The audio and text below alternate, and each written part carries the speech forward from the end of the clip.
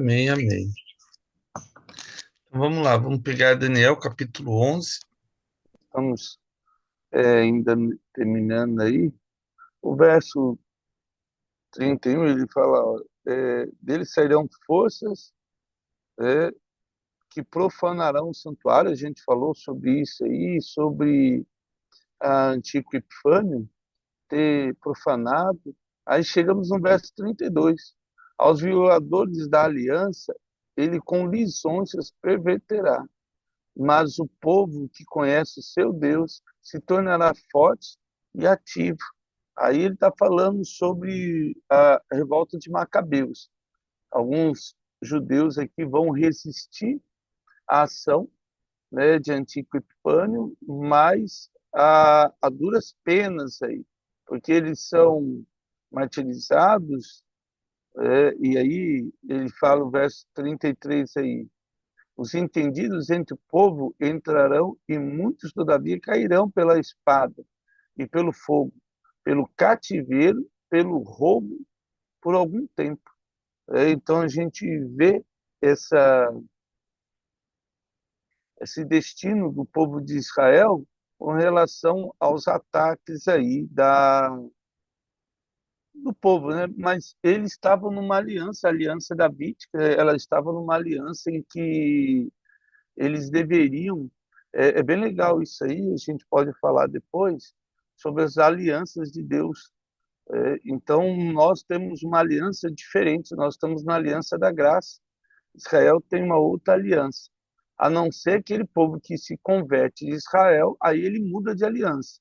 Do contrário, ainda está sobre a aliança davídica e aliança em que todo o erro sobre a lei tem um pecado. E o pecado tem um julgamento, e o julgamento é a morte. Quando nós lemos em Miqueias, pega essa Bíblia um pouco mais na frente aí, Miqueias,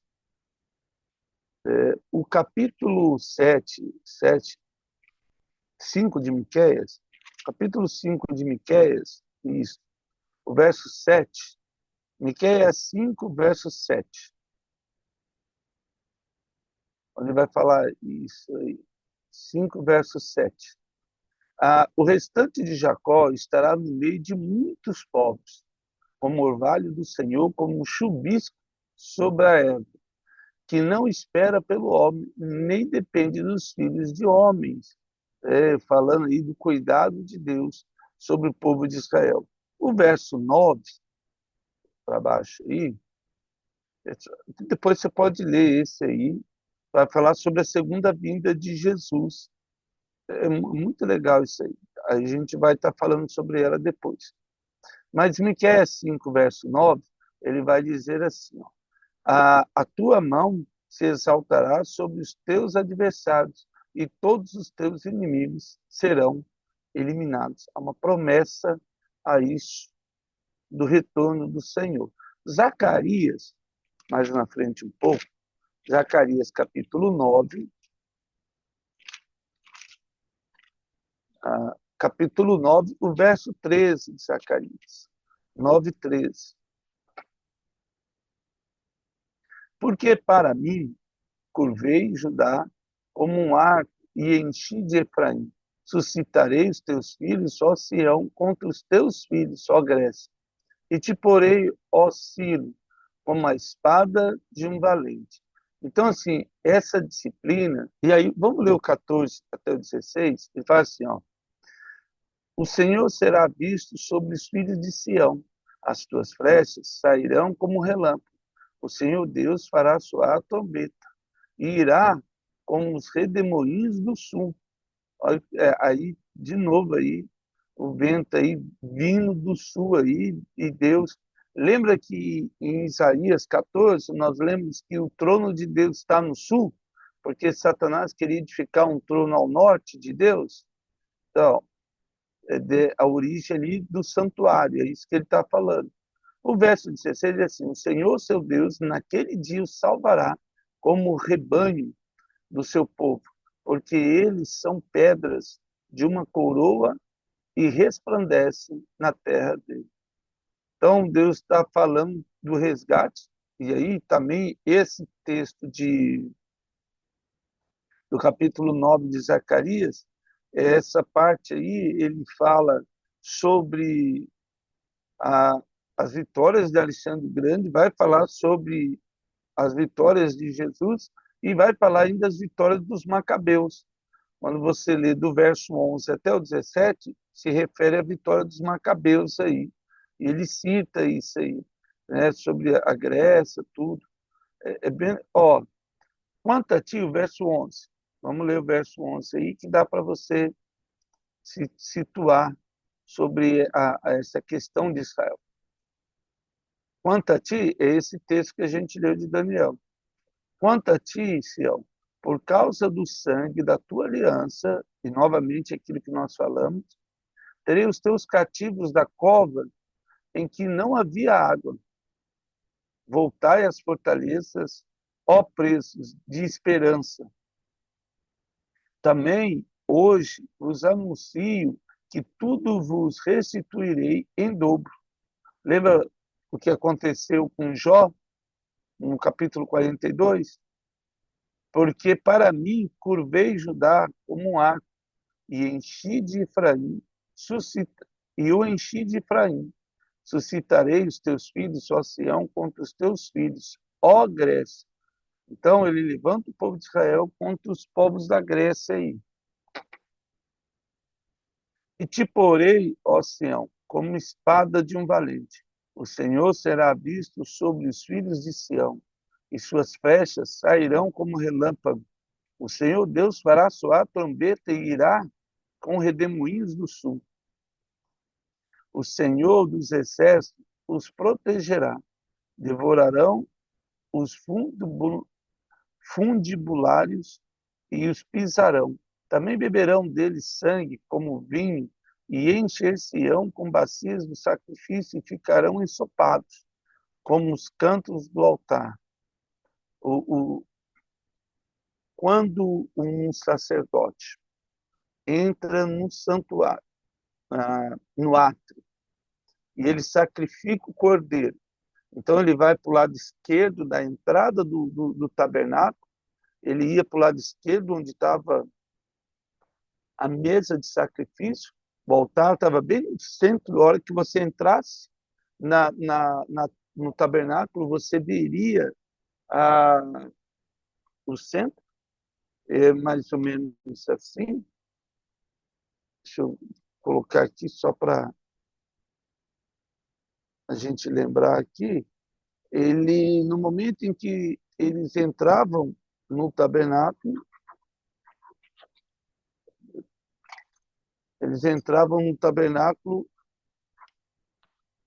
eu tinha o altar no centro, né? E a mesa do sacrifício ficava assim, mais ou menos assim, só para a gente entender. Eu tenho a entrada aqui do tabernáculo, o altar ficava aqui, a mesa nesse canto aqui, aí sacrificavam o cordeiro, trazia as gorduras para serem queimadas, o restante da carne ficava com o sacerdote, esse era o pagamento do sacerdote, e aí eles pegavam aquele sangue, eles colocavam num borrifador, ou numa tigela que eles molhavam com um chumaço, um tipo de pano, de lã, e aspergia durante o sumo sacerdote, quando ele entrava no Santo dos Santos, ele jogava isso na Arca da Aliança. E aí a presença de Deus queimava esse sangue aspergido ali, simbolizando que Deus recebeu, né? Aceitou essa oferta que foi feita pelos pecados, pelo povo de Israel.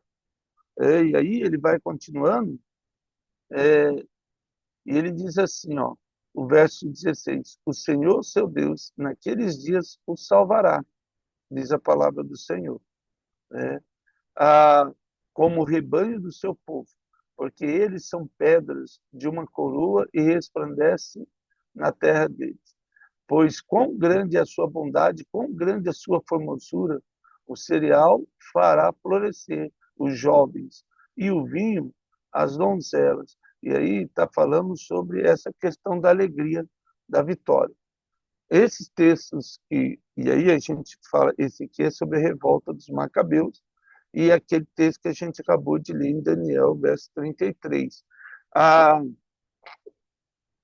O capítulo 10 aí vai falar sobre o Messias. Capítulo 10, o verso 3, ele vai dizer assim, ó, contra 10, 3. Contra os pastores se acendeu a minha ira, e castigarei os bodes guias. Mas o Senhor dos Exércitos tomará o seu cuidado, o rebanho, a casa de Judá, e fará desta o seu cavalo de glória na batalha. Ou seja, vou falando de Apocalipse, depois a gente vai ver isso aí, o retorno de Jesus, depois das bodas do Cordeiro, e a vitória sobre a toda a humanidade. Ele vai destruir. O verso 4 ele diz assim: de Judá sairá a pedra angular.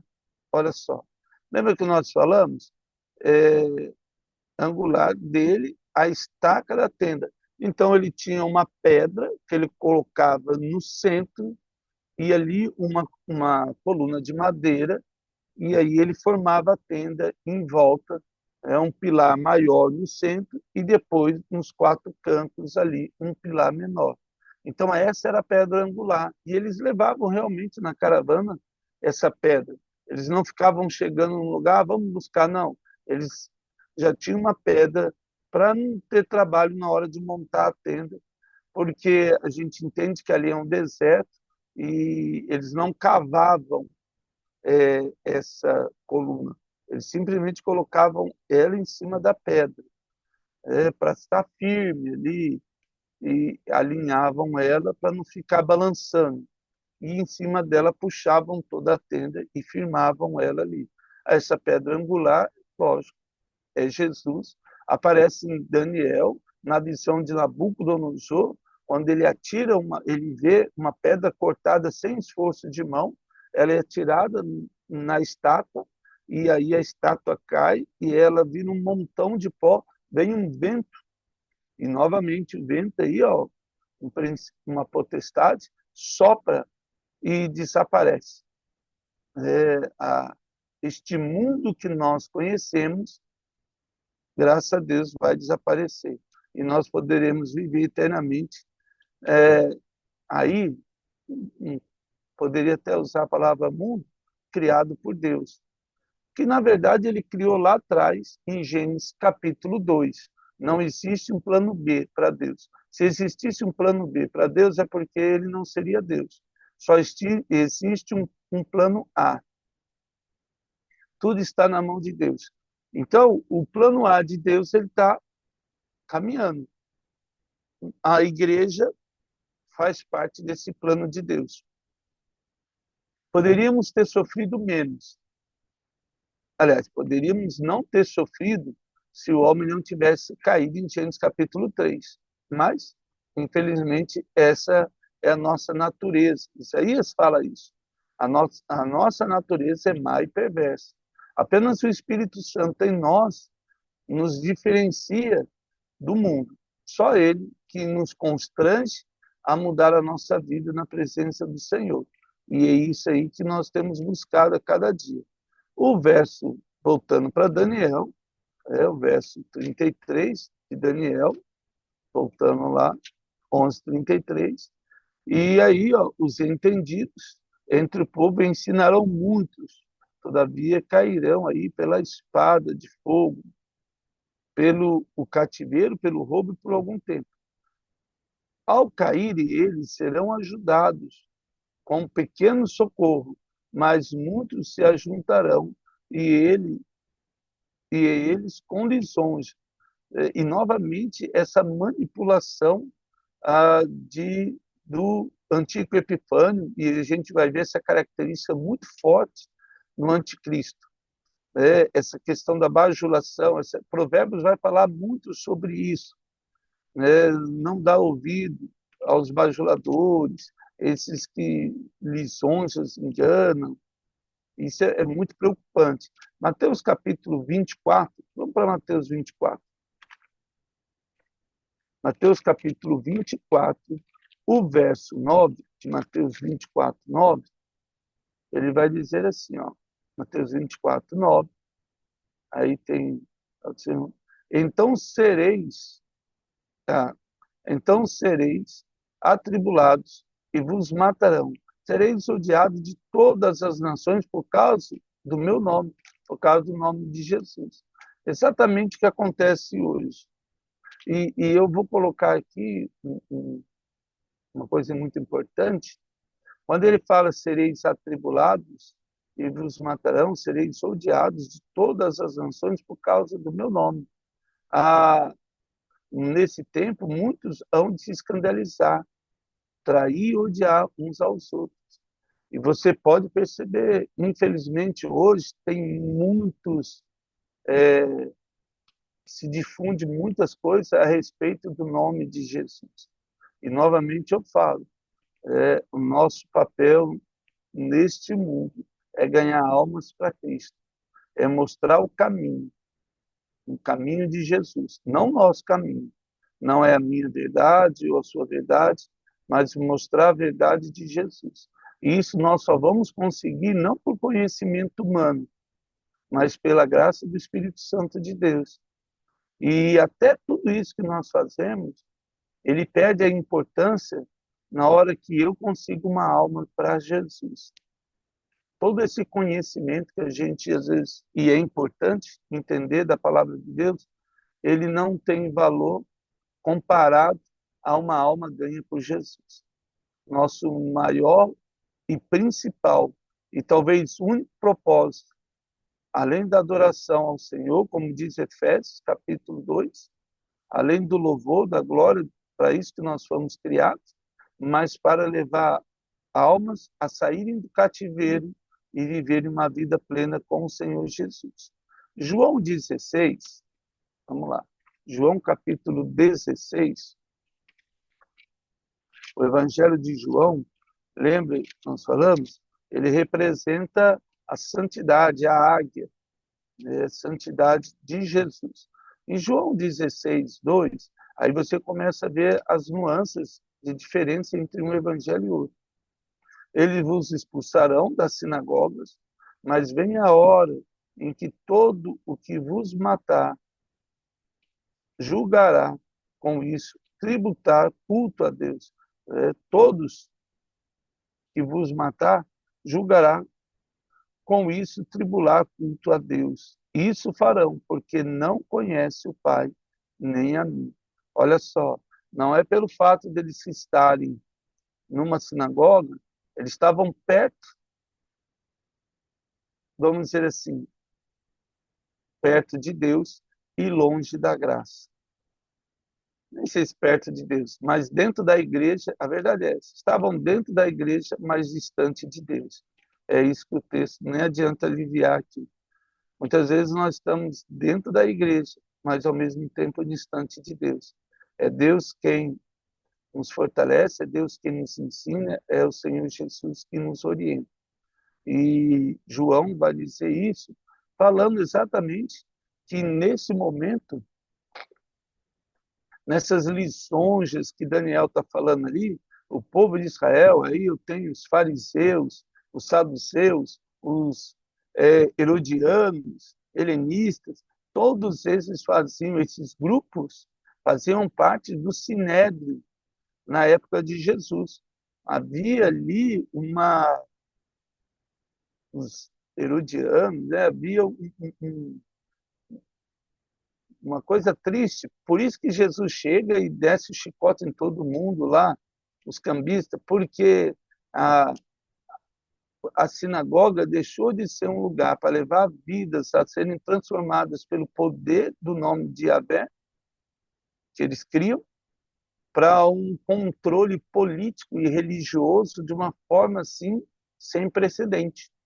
E muitas vezes, no século 21, nós que estamos debaixo da graça de Jesus, queremos trazer novamente a lei sobre a vida das pessoas, muitas vezes queremos dizer quem pode, quem não pode ir para o céu, esse pode, esse não pode, como se algum de nós tivesse autoridade para dizer esse é puro, esse é impuro. Ah, não, a palavra de Deus diz que nós espirituais devemos julgar. O cristão não julga ninguém, ele julga o ato, como diz em 1 Pedro, 1 Coríntios capítulo 11, quando nós vamos tomar a ceia. Porque se nós julgássemos a nós mesmos, não seríamos julgados por ninguém. Uma vez que eu me julgo, eu não permito que outros me julguem, porque eu me avalio e eu corrijo a minha vida. Mas quando eu julgo alguém, eu entro no lugar de Deus, dizendo, olha, você está errado, você errou aqui ou ali. Ao invés de dizer, olha, não importa onde você errou, eu quero te ajudar a voltar no caminho do Senhor. Esse é o nosso papel, trazer de novo o caminho, a pedra angular de Jesus. E o Evangelho de João vai falar isso, exatamente isso. Né? Foi um momento muito sombrio, esses tempos em que Jesus estava lá, porque a sinagoga deixou de ser um lugar na presença do Senhor.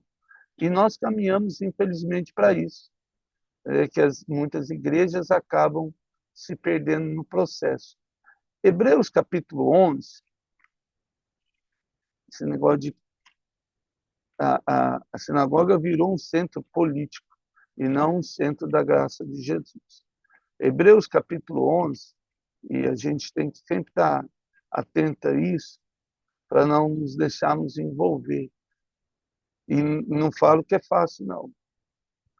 O verso 36, do capítulo 11 de Hebreus, verso 36, 11, 36, ele vai dizer assim, outros, por sua vez, passarão pela prova, escárnios e açoites, sim, até de algemas e prisões. O verso 37, foram apedrejados, provados. E aí, foram apedrejados, provados, cerrados pelo meio, uma citação sobre Isaías. Isaías foi cerrado ao meio. Mortos a fio da espada, andaram peregrinos, vestidos de peles de ovelha e de cabras, uma citação aí também de João Batista, entre outros. A gente fala de Isaías cerrado no meio, mas infelizmente era o costume de alguns povos, não foi só Isaías. Mas a gente faz referência a ele porque foi um profeta que a gente consegue identificar na Bíblia. Outros, infelizmente, também tiveram o mesmo destino. E de ovelhas e cabras necessitados, afligidos, maltratados. Homens dos quais o mundo não era digno. Quando eu digo mundo, esse mundo jaz do maligno. Esse mundo não é digno de pessoas que realmente têm um coração fora da curva, além da média. Alguém que está realmente disposto a ajudar a entrar na brecha, como diz Isaías, e pagar o preço. Errantes pelo deserto, pelos montes, pelas covas, pelos antros da terra. Pelas covas também, uma citação de Jeremias, que foi lançado várias vezes nas covas, quase morreu, coitado. Só a graça de Jesus foi tirado lá semi-morto, quando o rei chama ele. Então nós vemos tudo isso acontece porque o homem está distante do Senhor. E o nosso papel é não dizer que ele está distante do Senhor, porque isso não precisa, mas mostrar algo diferente. Porque se eu mostro que ele está distante do Senhor, eu não mostro o caminho. Quando eu mostro o caminho, ele mesmo percebe que está distante do Senhor. Não precisa eu dizer. E esse, graças a Deus, realmente não é o nosso papel, mas sim mostrar o que Jesus tem feito através em nossas vidas, a mudança que Jesus tem feito em nós. O verso 34, ele diz assim, ao caírem, nós lemos aí, eles serão ajudados como pequeno socorro. Mateus capítulo 7, pega a sua Bíblia em Mateus capítulo 7, verso 15. Mateus 7, verso 15, a palavra do Senhor ela vai dizer assim, Mateus 7, o verso 15. Ele diz assim, aquetelai-vos dos falsos profetas, que se apresentam disfarçados em ovelhas, por dentro são lobos roubadores. Isso sempre deve incomodar a nossa vida, porque muitos falsos profetas têm surgido, isso pode, isso não pode. Na verdade, o diabo é o que mais vai dizer que a gente pode. Não, você não merece, você tem que brigar mesmo, não, você não pode viver assim, não. Então, o diabo sempre vai massagear o nosso ego e vai nos entender. Que no final ele quer a nossa morte, a nossa destruição e roubar a nossa paz. Atos capítulo 20, e aí a gente precisa ser intencional para repreender as ações do inimigo e usar as armas de Deus, não as armas do diabo. O problema é que muitas vezes o cristão ele quer lutar contra o diabo com as armas do diabo. E esse não é o nosso papel. Atos capítulo 20, o verso 29 de Atos 20, e aí nós lemos lá em Efésios 6 essa questão da armadura espiritual. Atos capítulo 20, verso 29 e 30. A palavra do Senhor diz assim, ó, eu sei que depois da minha partida, o apóstolo Paulo falando, né, com as igrejas da Ásia Menor, falando a respeito da sua morte, lógico. E ele diz, ó, eu sei que depois da minha partida, entre vós penetrarão lobos vorazes, que não pouparão o rebanho. Né? O profeta vai falar isso, que o papel do pastor era tomar o leite das ovelhas e das cabras e tirar a lã, não comer a carne, porque daí você teria que matar as ovelhas. Então, hoje, infelizmente, lobos têm penetrado dentro da igreja e destruído a vida de muitas ovelhas. Lobos vorazes que não pouparão o rebanho. E que dentre vós mesmos, olha só, dentro da igreja, o apóstolo Paulo está falando, se levantarão homens falando coisas pervertidas para arrastar os discípulos atrás deles. Chegou a época em que nós temos que estar muito atentos com relação à palavra de Deus, como nós lemos lá em Atos, os crentes de Bereia, que ao ouvirem Paulo, buscavam nas escrituras para ver se o que ele ensinava era verdade ou não. E isso é muito importante. Romanos capítulo 16, um pouquinho mais na frente, Romanos 16, 18, o apóstolo Paulo ainda, ele continua Romanos 16, o verso 18,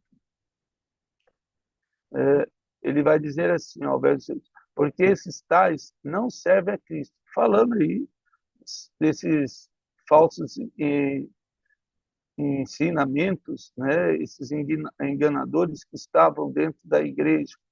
Ele fala, né, porque esses tais homens não servem a Cristo nosso Senhor, e sim a seu próprio ventre, porque eles estavam mais preocupados em como ganhar mais dinheiro e se promoverem nesse mundo do que ganhar almas para Jesus. E com suaves palavras e lisonjas engana o coração dos incautos, ou tolos, ou ingênuos, ignorantes, não importa a palavra aqui. A questão é que, nesses últimos dias, a nossa atenção com a palavra de Deus deve ser maior. E mais que isso, sabe quando a gente vê que está atento à palavra de Deus? É quando nós conseguimos testemunhar da graça e levamos almas para Jesus. Talvez o medidor é as almas que nós estamos levando para Jesus, as vidas que nós conseguimos transformar e mudar. Isso é muito importante. Voltando para Daniel, aí, o verso 35 de Daniel, agora, e alguns dos entendidos cairão para serem provados, purificados e embranquecidos, até o tempo do fim, porque se dará ainda o tempo determinado. Então, nós temos três ações aqui que podem acontecer nessa nossa caminhada. Nós vamos ser provados em muitas tentações, em muitas obras aí, para Deus ver onde é que está o nosso coração. Uma vez provados, seremos purificados, porque estaremos mais perto do Senhor. E aí nós vamos sendo santificados dia após dia até o tempo do fim. Ou seja, até a volta do Senhor Jesus, nosso destino é esse. Deuteronômio, capítulo 8, verso 16. Pega a sua Bíblia lá, em Deuteronômio 8. Vamos ler rapidinho para terminar esse aqui. Deuteronômio, capítulo 8, verso 36. A palavra do Senhor, do capítulo 8 de Deuteronômio, aí, o verso 16, ele diz assim, ó, 8:16, que no deserto te sustentou com maná. Maná, lembra? Eu falei, que é isso, né? Só não sabia que os teus pais não conheciam, para te humilhar e para te provar, afinal, te fazer bem. Uma vez que o povo de Israel foi provado durante 40 anos no deserto, eles obteram a vitória do Senhor. Provérbios capítulo 17, mais na frente, Provérbios capítulo 17, o, o autor de Provérbios, entre eles Salomão, Provérbios capítulo 17, o verso 3, a palavra do Senhor vai dizer assim, o verso 3 de Provérbios: o crisol prova a prata e o forno o ouro, mas aos corações prova o Senhor. O que passa no meio do seu coração é provado pela mão de Deus. Mateus capítulo 3, verso 2 e 3. Mateus 3, verso 2 e 3. Mateus, isso, o verso 2 e 3, diz assim, arrependei-vos, porque está próximo o reino dos céus, porque esse é o referido por intermédio do profeta Isaías, vós que clama no deserto, preparai o caminho do Senhor e endireitai as suas veredas. E aí ele está falando sobre a nossa mudança, uma vez conhecendo Deus. O último texto que eu queria ler com você hoje é Apocalipse 7:4. Abra sua Bíblia aí, Apocalipse capítulo 7, último livro da sua Bíblia, Apocalipse capítulo 7, o verso 4. Ele diz, então ouvi o número dos que foram selados, olha só, que era 144 mil de todas as tribos dos filhos de Israel. Esse povo vai falar sobre a prova dele durante a tribulação, não é para nós. É Israel literal, né? E aí, são 144 mil, ou seja, 12 mil de cada tribo de Israel. Vão se arrepender durante a tribulação e vão buscar a presença do Senhor. No meio lá, vão se arrepender e vão mudar. Mas eles são os convidados de última hora. Não tem a ver com a igreja. Mas só para dizer que Deus sempre vai nos provando, ele vai nos permitindo a aprovação, como foi no caso de Jó. Aliás, bem menos, graças a Deus, né? Em nome de Jesus. Mas Deus está aí permitindo para ver onde está o nosso coração. Nós lemos isso aí, quando ele fala que provou Abraão para ver onde estava o coração de Abraão. E Deus nos abençoe e nos dê a vitória nesse dia de hoje, contra qualquer e toda provação que possa ser lançado contra nós. Pai, eu quero agradecer por esse dia, agradecer por que o Teu Espírito Santo, Deus, sempre tem a oportunidade de falar nos nossos corações. Purifica-nos, santifica-nos, livra-nos de envergonhar o Teu nome, livra-nos de fazer o que não nos cabe, mas que possamos viver uma vida de santidade na Tua presença, longe daquilo que o mundo oferece, mais perto daquilo da Tua tenda, da Tua casa, para sermos purificados e santificados em tudo. No nome de Jesus. Amém. Amém, amados. Que Deus nos abençoe nesse dia, possamos viver o sobrenatural com Jesus.